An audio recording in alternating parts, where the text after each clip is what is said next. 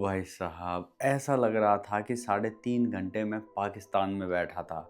मतलब जिस रॉ और इंटेंस तरीके से इस मूवी को प्रेजेंट किया गया है और जो इसकी ओवरऑल मूवी मेकिंग है भाई, ब्रिलियंट है। तो दोस्तों, मूवी देखकर आ रहा हूँ धुरंधर। एंड टू बी ऑनेस्ट बताऊँ तो मैं उस मूवी के लिए काफ़ी एक्साइटेड था। खासकर जब से मैंने इसका ट्रेलर देखा, उसके रिएक्शन में मैंने बोला था कि भाई ये मूवी तो देखनी है एंड ये मूवी बवाल होने वाली है। पर दोस्तों, आज मॉर्निंग में एग्जाम था, इसकी वजह से मॉर्निंग शो देख नहीं पाया। तो मैंने 5:45 वाला शो देखा और मैं घर पहुंचा 9:50 पे। भाई 3 घंटे 32 मिनट का मूवी का टाइम है। मतलब बहुत लंबी मूवी थी, लेकिन लेकिन लेकिन क्या मजाल कि आप इसमें बोर हो जाएं। एंड टू बी बताऊं, it was raw and intense experience. तो हेलो डियर ऑडियंस, और क्या हालचाल आप लोगों के। Welcome back to omni present vlogs. And आज के इस वीडियो में हम मूवी रिव्यू करेंगे धुरंधर।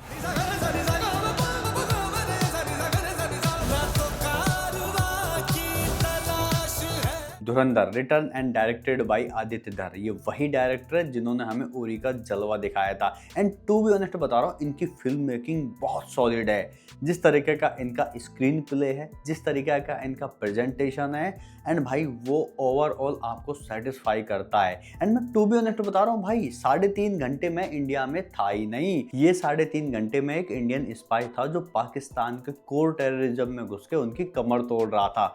मतलब रणवीर सिंह जो ऑरा फील करा रहे थे एक स्पाई होने का, मतलब बस नज़र रखनी है और धैर्य रखना है, तभी जाके हम उनकी कमर को तोड़ सकते हैं। एंड भाई जिस तरीके से प्रेजेंट किया है भाई, मज़ेदार। खैर दोस्तों, मूवी के बारे में तसल्ली से बात करते हैं और बात करेंगे इसके हर एक डिपार्टमेंट की कि किसने अपना कैसे जलवा बिखेरा है। तो सबसे पहले स्टोरी की बात कर लेते हैं। तो यहाँ पर इसको loosely inspired by true events बताया गया है, क्योंकि मूवी में रियल लाइफ टेरर अटैक के जो फुटेज है या फिर इंसिडेंट है उनको बहुत ही शार्प तरीके से ब्लेंड किया है मूवी के साथ में। तो यहाँ पर ऐसा लगता है कि हम एक डॉक्यूमेंट्री टाइप के देख रहे हैं। हालांकि ये अपने डिस्क्लेमर में ये भी बोलती है कि ये कोई डॉक्यूमेंट्री नहीं है, बट अगेन मैं बोलना चाहूँगा कि भाई इन्होंने बहुत शार्प तरीके से इसका डिस्क्लेमर दिया है। लेकिन जिस तरीके से मूवी दिखाई है तो लगती है कि ये ओवरऑल एक बेस्ड मूवी है। बट जब हम कैरेक्टर्स पे जाएंगे या फिर उनकी ओवरऑल स्टोरी पे जाते हैं तो वहाँ पर ये फिक्शनलाइज हो जाती है। खैर दोस्तों, स्टोरी की सिंपल सी बात यही है कि हमारे यहाँ पर बैक टू बैक अटैक हो रहे हैं आतंकवाद के द्वारा, और हम जानते हैं कि आतंकवाद का सरगना कौन है, हमारा प्यारा बच्चा, हमारा पड़ोसी।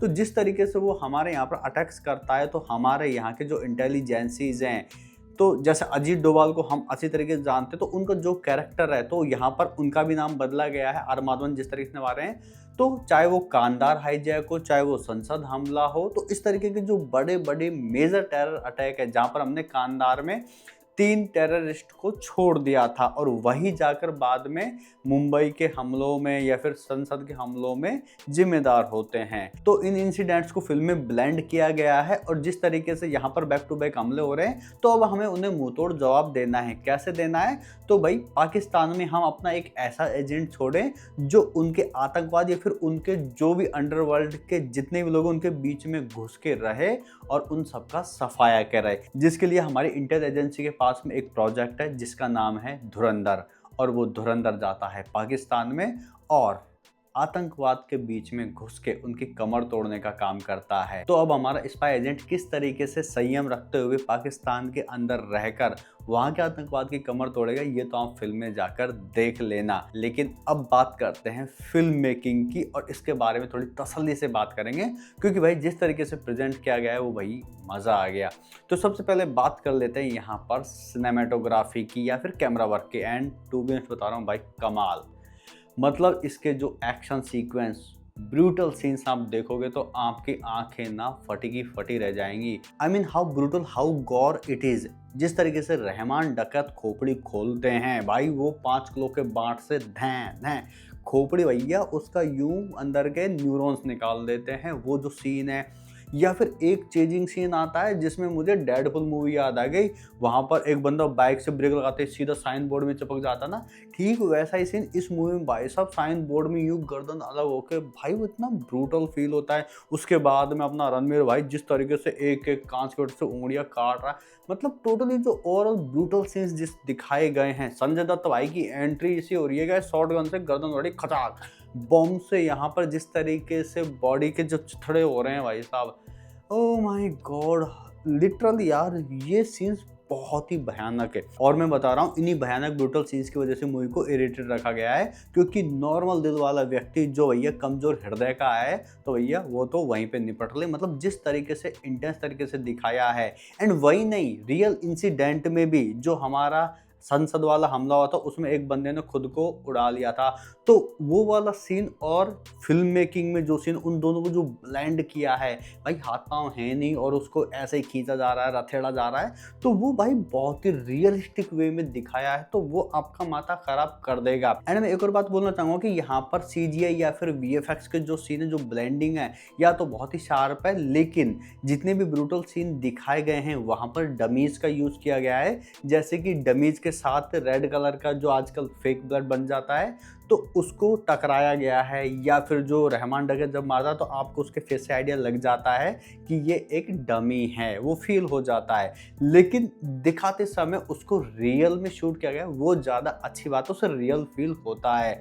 मतलब CGI के भरोसे नहीं छोड़ा, इन्होंने ब्लेंड किया होगा मैं मानता हूँ, लेकिन हाँ फील एकदम रियल वाला आता है। उसके बाद में मूवी के जितने भी एक्शन सीक्वेंसेज है वो वाकई काफ़ी कमाल है, कैमरा एंगल्स कमाल के हैं, चाहे वो दो तरफ से गोलीबारी हो रही हो, चाहे वो हैंड टू हैंड कॉम्बाट हो रही हो, कुछ भी भाई वो बहुत ही बढ़िया तरीके से फिल्माया गया है। लेकिन मूवी में चेजिंग सीन्स जो हैं उनको भाई जिस तरीके से वो ड्रोन शॉट दिखाया गया है, या फिर चेजिंग पीछे एकदम कैमरा चेज करता जा रहा है, जहां पर बाइक लेकर हीरोइन को बिठा के अपना रणवीर भैया जा रहा है, तो वो देखने में काफी स्टाइलिश, काफी कूल लगता है। उसके अलावा एक और सीन आता है जिसमें रणवीर सिंह एकदम गाड़ी भगा रहे हैं और बगल वाली गली में एक ऑटो भागता जा रहा है एंड वहां पर बोलता है इमरान वाली गली में ले जाओ। कौन सा इमरान वाली गली में? अबे अपना कैप्टन इमरान खान वाली गली में। वो बहुत एक थोड़ा सा फनी ट्विस्ट के साथ में फिर आगे जाके वो पूरा चेजिंग सीन होता है भाई, बहुत ही सॉलिड। बाइक के पीछे एक बंदा बांध रखा है और उसको भगा ले जा रहे हैं, और उसको एकदम बाइक को कहाँ घुमा रहे हैं जहाँ पर लोहे का काम हो रहा है, बंदा लोहे में घुस जाता है। मतलब ब्रूटलिटी की तो हद है ही है, बट चेजिंग सीन्स में काफ़ी कमाल का कैमरा वर्क है। तो फिल्म मेकिंग भाई बहुत सॉलिड की गई है, इसका कैमरा वर्क वाकई काफ़ी सॉलिड है। लेकिन एक्शन ब्रूटलिटी ये तो आजकल सिनेमा में आम बात हो गई, लेकिन जिस वक्त को आप दिखा रहे हैं और जिस जगह को दिखा रहे हैं वो बिलीवेबल लगनी चाहिए। और मैंने आपको कहा था कि 3.5 घंटे में पाकिस्तान में बैठा रहा, इस तरह का फील था। अर्थात मूवी का जो ओवरऑल सेटअप है, वर्ल्ड बिल्डिंग है, वो भाई आपको पहली फ्रेम से जहाँ से लिखा होता है वेलकम टू पाकिस्तान, और उसके बाद में लिहारी टाउन है, आप भाई उस लिहारी टाउन, और आपको पता है कि उस पर अब कब्जा करना है, उसी का बॉस अपन को बनना है। एंड भाई वहाँ की हर एक छोटी से छोटी डिटेल आप देखोगे, यू लिटरली फील कि यू आर नॉट हेयर। बस आपको ये आपके शरीर का पता रहेगा कि आप थिएटर में इंडिया में बैठे हो, बट जो वर्ल्ड बिल्डिंग है, जो पाकिस्तान का जो लिहारी से लेके आप जाते हो बलूचिस्तान तक, और जो लैंग्वेज जिस तरीके से ओवरऑल वो रिप्रेजेंटेशन है भाई, वो इतना सॉलिड है, बहुत बिलीवेबल फील देता है। तो ओवरऑल विजुअल्स आपको ट्रूली सिनेमैटिक फील देते हैं, लेकिन एक सिनेमा को सिनेमा बनने के लिए म्यूजिक, एक्टर्स, उनकी परफॉर्मेंस, इन सब की भी जरूरत होती है। अब बात करते हैं म्यूजिक की, एंड भाई म्यूजिक ने तो भाई एक नंबर काम, सचदेवा ने जो काम किया है, ओ माय गॉड, मल्टीपल सॉन्ग्स उनका ब्लेंड जिस तरीके से किया है, और जो सीन चल रहा है उसके अकॉर्डिंग, और अम्बा हो और इसके साथ में गन्स चल रही हैं, और जो बेस आ रहा है भाई नेक्स्ट लेवल, चुप के रात गज़ल चल रही हैं भाई। और उसके अलावा जितने भी कई मतलब बहुत ही ऐसे ऐसे टाइमिंग है गानों की, पुराने गाने जिनको सिचुएशंस के साथ में ब्लेंड किया है भाई, वो नेक्स्ट लेवल।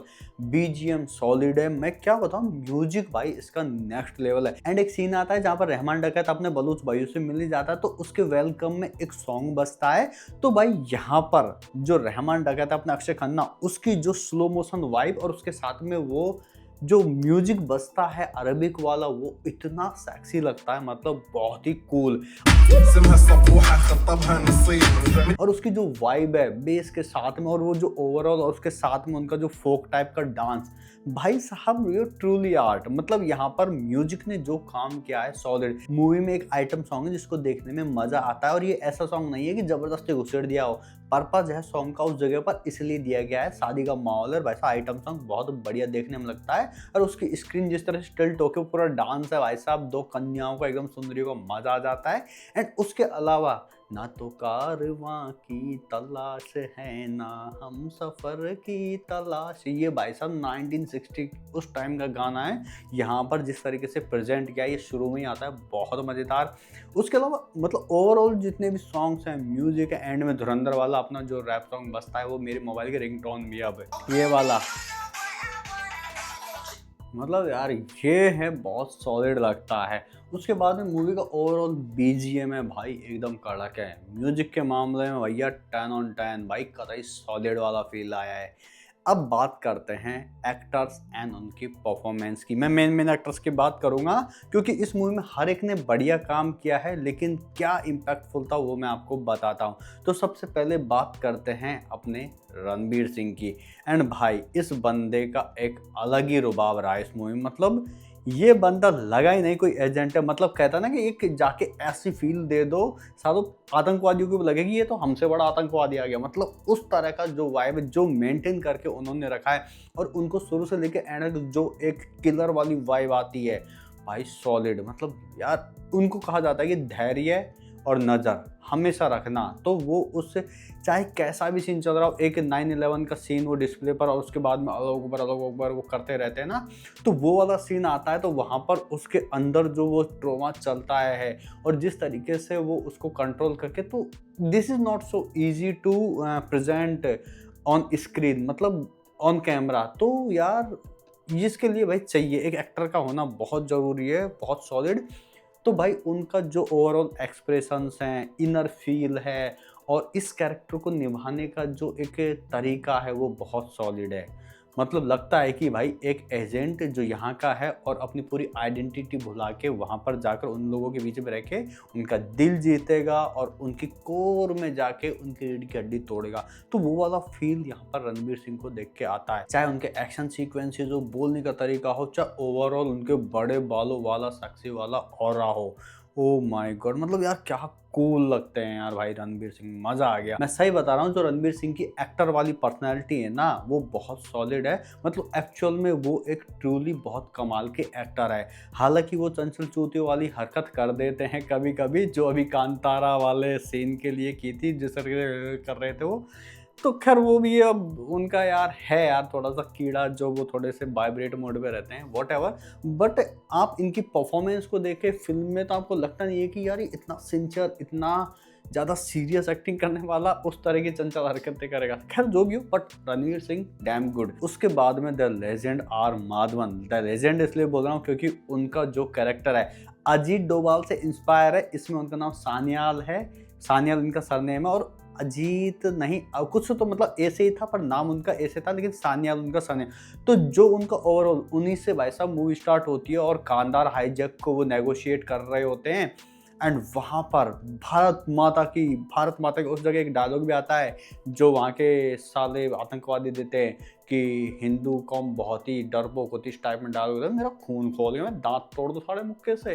खैर जो भी हो, मतलब वो जो फील है यहाँ पर, जो इंटेंसिटी दिखाई गई है आर माधवन के उस कैरेक्टर में, वो इंटेल की, ओ भाई साहब शुरू से लेकर अंत तक, मतलब उनके चेहरे पे जो सीरियसनेस है और देश को लेके जो टेंशन रहती है कि ये कहाँ से हो रहा है, और साथ में जितने भी नेता लोग मिले हुए हैं कि किस तरीके से मतलब इंटरनल पॉलिटिक्स चल रही है। एंड आर माधवन का एक डायलॉग आता है जो इतना सॉलिड फील होता है। वो बोलते हैं कि हिंदुस्तान का पहला दुश्मन खुद हिंदुस्तान है, पाकिस्तान तो दूसरे नंबर पे आता है। ये उन लोगों की बात होती है जो स्लीपर सेल के तौर पे काम करते हैं, या फिर इंडिया में रह रहे लोग जो खुद आतंकवाद को सपोर्ट करते हैं, या फिर वो लोग, वो नेता लोग जो हायर पॉलिटिक्स जो कहीं ना कहीं जुड़कर अपने फायदे के लिए आतंक को सपोर्ट करती है। और ये ट्रू है, पॉलिटिक्स में ऐसा होता ही है कि इसके बिना यहाँ पर इतने बड़े बड़े अटैक्स हो जाते हैं, पता भी ना चले, या फिर सामने वालों को जो फंडिंग होती है। तो इसको बहुत ही ट्रू और डेप्थ तरीके से बताया गया है, और ये इसीलिए मुझे ये मूवी अच्छी लगी कि ये बहुत ही ईमानदारी से सब्जेक्ट्स को पेश करती है। ये विवेक अग्निहोत्री की तरह बेशर्मी नहीं करती कि यहाँ पर प्रोपेगेंडा फैलाए। और ये बात मैं इसलिए बोल रहा हूँ, जब हम विवेक अग्निहोत्री की the Kashmir file, the Bengal file जैसी मूवी देखते हैं तो इसमें हमें एक धर्म विषय से नफरत करवाई जाती है कि हाँ, ये धर्म के लोग तो ऐसे ही होते हैं, इनको मारो काटो, और जिस तरीके से उसको प्रेजेंट किया जाता है तो यहाँ पर वो कम्युनल एंगल रखा जाता है, जिस वजह से मुझे वो मूवी प्रोपेगेंडा लगती है। और मुझे उनका वो डायरेक्शन है, फिल्म मेकिंग बढ़िया लगती है, बढ़िया बनाया भाई, ब्रूटल सब बढ़िया दिखा दिया, लेकिन तुम्हारा जो नजरिया तुम दिखाना चाहते हो, जो प्रोपेगेंडा, वो हम बर्दाश्त नहीं कर पाते। अब इस मूवी में भी भाई देशभक्ति है, घर में घुस के मारेंगे, ये नया भारत है, यहाँ पर भी बोला गया है इस मूवी में, लेकिन ये हमको क्या से, जब आप ओवरऑल मूवी देखोगे ना तो एक ही फील आएगा कि यहाँ पर हमें किसी भी तरह का कोई कम्युनल एंगल नहीं दिखाएगा। स्टिल हमारे अंदर ये बात बोली जाती है कि साले आतंकवाद, ये इनकी कमर तोड़नी, इनको घर में घुस के मारना चाहिए। आतंकवाद के लिए नफरत ये मूवी हमारे अंदर पैदा कर दी। सालों को मारो, किस तरीके से ये हमारे जवानों के साथ में बदसलूकी करते हैं जब कोई वहाँ पर पकड़ा जाता है, फिर हमारे इंटेल के लोग, या फिर किस तरीके से ये हमारे देश में आतंकी हमले करके हंस रहे होते हैं, फ़ोन पे ये बता रहे, मतलब लाइव देख रहे होते हैं न्यूज़ पे, और बोलते हैं कि अब ये करो वो करो, उनको देख कर वो खुश हो रहे होते हैं, तो वहाँ पर खून खौलता है, तकलीफ होती है। तो इस तरीके से जो चीज़ें होती है ना, तो वहाँ पर लगता है कि आतंकवाद से नफरत करो, तो ये हमको वो फील देती है। ट्रूली सिनेमा ये हमको वो वाली फील देती है कि इसने हमको दिखाया है सच्चाई, जहाँ पर हम आतंकवाद से नफरत करेंगे, किसी धर्म विशेष से नहीं। तो मैं कह रहा हूँ आदित्य दर से सीखना चाहिए विवेक भाई साहब को। और दोस्तों इसी बात के साथ में धुरंधर का एक और सीन मुझे याद आ गया, जो मैं विजुअल्स में बताना भूल गया था, कि वहाँ पर एक सीन आता है जहाँ पर मुंबई अटैक्स हो रहे हैं और पूरी लाल स्क्रीन दिखाई जाती है, और वहाँ पर क्या क्या हो रहा है, किस तरीके से मारा जा रहा है भाई, वो इतना इमोशनल, इतना तोड़ने वाला सीन होता है। पूरी स्क्रीन लाल है, वहाँ पर केवल वो फॉन्ट चलते रहते हैं, उनकी आवाज़ की जो डिस्क्रिप्शन है, जो स्क्रिप्ट होती है वो चलती रहती है, और वो आप पढ़ सकते हैं और वो फील कर सकते हैं। और मैं क्या बताऊं भाई साहब, वो बहुत ही दर्द वाला वो सीन था। और वहाँ पर फिर जिस तरीके से आर माधवन का कैरेक्टर है, वो उसको देखकर एकदम सहमा और गुस्से में भरा हुआ है। माय गॉड, आर माधवन का जो कैरेक्टर है इस मूवी में भाई बहुत सॉलिड है, मतलब भाई बहुत कमाल की परफॉर्मेंस। उसके बाद में Arjun Rampal as major Iqbal, ISI के एजेंट, भाई कितना खतरनाक प्रेजेंस है उनका, मतलब उनका बोलने का तरीका और उनका ओवरऑल जो प्रेजेंस, भाई साहब क्या खतरनाक है। उनका मुस्तकबिल बदल जाता है। मतलब यार वो जो इंटेंसिटी, मतलब वो जिस तरीके का आतंकी वाइब वो देख रहे हैं ना भाई, खतरनाक है। खैर उनका इस वाले पार्ट में कम है रोल, लेकिन उसके बाद में फिर संजय दत्त की बात करें, जो जिन हैं वहाँ के एसपी हैं, तो भाई उनका भी सॉलिड कैरेक्टर है, मज़ा आता है। लेकिन आप वेट कर रहे हैं किसकी बात करूँगा मैं, अक्षय खन्ना, भाई ट्रूली लेजेंड यार, मतलब क्या बताऊँ, उस बंदे का aura from frame 1 to end, oh my god, उनका स्टाइल, उनका रुबाब, उनका रुतबा, और भाई जो भाई साहब टेढ़ी सी हंसी इस तरीके से देते हैं भाई साहब, उस बंदे का जो ऑरा है ना हर एक सीन में, भाई मैं कह रहा हूँ ना, वो जो वाइब आती है ना उनको लेके, वो अलग ही लेवल की है। जहाँ पर वो बलूच भाइयों से मिलने जाते हैं और अरेबिया की म्यूजिक, और वहाँ पर उनका जो अंदाज है वो बहुत, भाई वो वायरल होगा, मैं कह रहा हूँ पक्का, उस म्यूजिक के साथ में ये फील है, वाइब है। एंड मैं भाई सबके लिए मैंने बता दी कि किसने कहाँ पे क्या काम किया है, आर माधवन सर का बता दिया, रणबीर, लेकिन क्या बताऊँ, पूरी मूवी में मैं कहूँगा कि यहाँ पर जिस तरीके से अक्षय खन्ना का कैरेक्टर इसमें है, रहमान डकैत की दी हुई बहुत बड़ी कसाई नुमा होती है, और भाई साहब वो देते भी हैं सॉलिड। उफ my God, this was totally show winner performance, Rahman डकैत बाई अक्षय खन्ना। एंड उनके अलावा यहाँ पर रणबीर सिंह के साथ में जो एक्ट्रेस है, जो उनकी प्रेमिका बनी है, सारा शायद उनका नाम है, वो भाई बहुत कमाल उन्होंने काम किया, और काफ़ी खूबसूरत, माशाअल्लाह मज़ा आ गया उनको देखने, बहुत अच्छी लग रही हैं। तो जो भी हो, बहुत सुंदर काम उन्होंने किया। तो ओवरऑल एक्ट्रेस एंड उनकी परफॉर्मेंस सॉलिड है। एंड अब बात करते हैं मेरा थिएटर एक्सपीरियंस। तो भाई मेरे थिएटर में लगभग 50% की ऑक्यूपेंसी थी एंड सीन इस तरीके के थे कि लोगों ने अपने आप को रोक रखा था, लेकिन फिर भी हूटिंग हो रही थी। लोग भाई साहब फिल्म के जो डायलॉग्स हैं वो बहुत कड़क है, बहुत सॉलिड है। एंड एक और बात बता दूँ, इरिटेड होने का एक और रीज़न है मूवी में भैया जिस तरीके से गाली दी गई है, शरीर के जो अंग हैं उनको यूज करते हुए जो गाली दी है, माँ बहन की गाली दी है भाई, वो तगड़ी है। लेकिन हाँ, अगर गाली है तो उसका आगे का हिस्सा रखा हुआ है और पीछे का हिस्सा बीप कर दिया गया है, जो मेन हिस्सा है जिससे गाली पूरी फील होती है। तो बीप नहीं किया, अब बीप आवाज़ नहीं आती, वो म्यूट कर दिया गया है। तो वहाँ और फिर मतलब चेहरे होट हिल जाते, फील आ जाता है मतलब गाली का। और वो गाली ऐसी नहीं जबरदस्ती घुसेड़ी है भाई साहब, इतनी इंटेंस मूवी चल रही है और वहाँ पे गाली ना हो ही नहीं सकता। और यही सबसे कमाल बात होती है कि मूवी एकदम रॉ, कहते हैं ना कि एकदम कच्चा माल भाई साहब, एज इट इज। मैं कह रहा हूँ ना, मैं 3.5 घंटे भाई पाकिस्तान में था, वो आपको वो रॉनेस फील होगी, वो इंटेंसिटी फील होगी और आप जस्ट फील करोगे एक ट्रूली सिनेमा। कहने को ये इंस्पायर्ड बाय ट्रू इवेंट्स है, बट भाई मैं कहूँगा कि ये बेस्ड बोल दो, because blend of real incident make this movie more realistic. तो दोस्तों कुल मिला के बात है कि धुरंधर एक सॉलिड सिनेमा है जिसका एक्सपीरियंस आपको थिएटर में जाके करना चाहिए। एंड हाँ, क्योंकि ये एक एरेटेड मूवी है तो मे बी आप अपने पेरेंट्स के साथ कंफर्टेबल ना हो इसको देखते समय, इसलिए भैया 18+ लोग अपने यार दोस्तों के साथ इस मूवी का एंजॉय कर सकते हैं। और हाँ, मूवी खत्म होते उठ के चले मत आना, मिड क्रेडिट सीन आता है उसको देखना, जिसमें इसका सेकंड पार्ट का डेट अनाउंस किया है 19 मार्च 2026। तो इसका सेकंड पार्ट 19 मार्च को 2026 में आ जाएगा। एंड अगर आपने ये मूवी देख ली है तो मुझे कमेंट बॉक्स में कमेंट करके बताइए कि आपको ये मूवी कैसी लगी। एंड अगर वीडियो पसंद आया तो वीडियो को लाइक कर दीजिए, दोस्तों के साथ शेयर कर दीजिए, चैनल पर नहीं तो चैनल को सब्सक्राइब जरूर करें। मिलते हैं अगले वीडियो में, तब तक के लिए जय हिंद, वंदे मातरम।